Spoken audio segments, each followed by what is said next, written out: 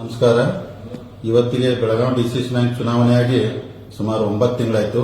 ಸನ್ಮಾನ್ಯ ಸತೀಶ್ ಜಾರಕಿಹೊಳಿ ಅವರು, ಸನ್ಮಾನ್ಯ ಅಣ್ಣಾಸಾಹೇಬ್ ಜೊಲ್ಲೆ ಅವರು ನಮ್ಮ ಲೀಡರ್ಶಿಪ್ ಅಲ್ಲಿ ಚುನಾವಣೆಯಲ್ಲಿ ಗೆದ್ದು ಇವತ್ತು ಸನ್ಮಾನ್ಯ ಅಣ್ಣಾಸಾಹೇಬ್ ಜೊಲ್ಲೆ ಅವರು ಡಿಸಿಸಿ ಬ್ಯಾಂಕ್ ಅಧ್ಯಕ್ಷರಾಗಿದ್ದರು.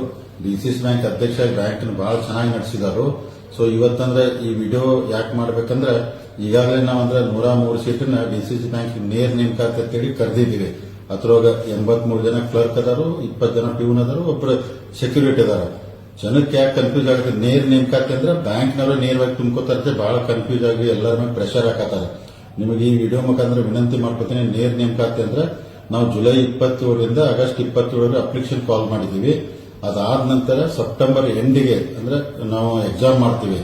ಅಂದ್ರೆ ನೇರ ನೇಮಕಾತಿನ ಡೈರೆಕ್ಟ್ ತುಂಬಿಕೊಳಕ್ ಹೋದ್ರೆ ನೀವು ಎಕ್ಸಾಮ್ ಬರೆದು ಎಕ್ಸಾಮ್ ಪಾಸ್ ಆದ್ರೆ ನಿಮಗೆ ಇಂಟರ್ವ್ಯೂ ಬರ್ತೈತಿ, ಇಲ್ಲ ಬರಂಗಿಲ್ಲ. ಅದಕ್ಕೆ ತಾವೆಲ್ಲರೂ ದಯಮಾಡಿ ನೇರ ನೇಮಕಾತಿ ಅನ್ನೋದು ತಲೆಯಲ್ಲಿ ತೆಗೆದು ತಮಗೆ ಸುಮಾರು 1.5 ರಿಂದ 2 ತಿಂಗಳು ಟೈಮ್ ಇರ್ತೈತಿ. ಸ್ಟಡಿ ಮಾಡ್ರಿ, ಬ್ಯಾಂಕಿಂಗ್ ಬಗ್ಗೆ ಚಲೋ ಎಕ್ಸಾಮ್ ಬರೀರಿ. ನೀವು ಪಾಸ್ ಆದ್ರೆ ಖಂಡಿತ ನಿಮ್ಮ ನೌಕರಿ ಸಿಗ್ತೈತಿ.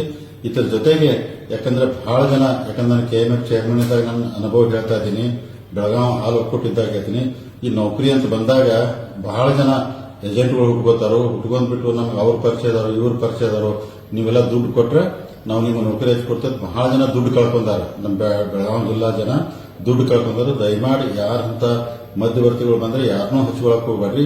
ಚಲೋ ನಿಮ್ಮ ಮಕ್ಕಳಿಗೆ ಸ್ಟಡಿ ಮಾಡಿಸಿ ಎಕ್ಸಾಮ್ ಬರೆಸಿ ಎಕ್ಸಾಮ್ ಪಾಸ್ ಖಂಡಿತ ಅವ್ರ ನೌಕರಿ ಸಿಗ್ತೀವಿ. ಯಾರು ಅಂದ್ರೆ ಈ ಏಜೆಂಟ್ಗಳು ಬಂದ್ರೆ ಹಚ್ಕೋಬೇಡ್ರಿ. ಅಂತ ಏನಾದ್ರು ಬಂದ್ರೆ ನೇರವಾಗಿ ಪೊಲೀಸ್ ಸ್ಟೇಷನ್ಗೆ ಕಂಪ್ಲೇಂಟ್ ಕೊಡ್ರಿ. ಬ್ಯಾಂಕ್ ಅಂದ್ರೆ ನಾವೇನು ಎಕ್ಸಾಮ್ ಬಹಳ ಮೆರಿಟ್ ಅಲ್ಲಿ ಕ್ಲೀನ್ ಏನ್ ಮಾಡ್ತಾ ಇದೀವಿ, ಅದಕ್ಕೆಲ್ಲರೂ ಸ್ಟಡಿ ಮಾಡಿ ಎಕ್ಸಾಮ್ ಅಟೆಂಡ್ ಮಾಡಿ ನೀವು ಬರೆದ್ಬಿಟ್ಟು ಪಾಸ್ ಆಗಿ ನಿಮಗೆಲ್ಲ ದೇವರು ಅನುಕೂಲ ಮಾಡ್ಲಿಕ್ಕೆ ನಾನು ಹಾರೈಸ್ತೀನಿ. ಅದಕ್ಕೋಸ್ಕರ ಈ ವಿಡಿಯೋ ಮಾಡಿದ್ದೀನಿ. ಎಲ್ಲರಿಗೂ ನಮಸ್ಕಾರ.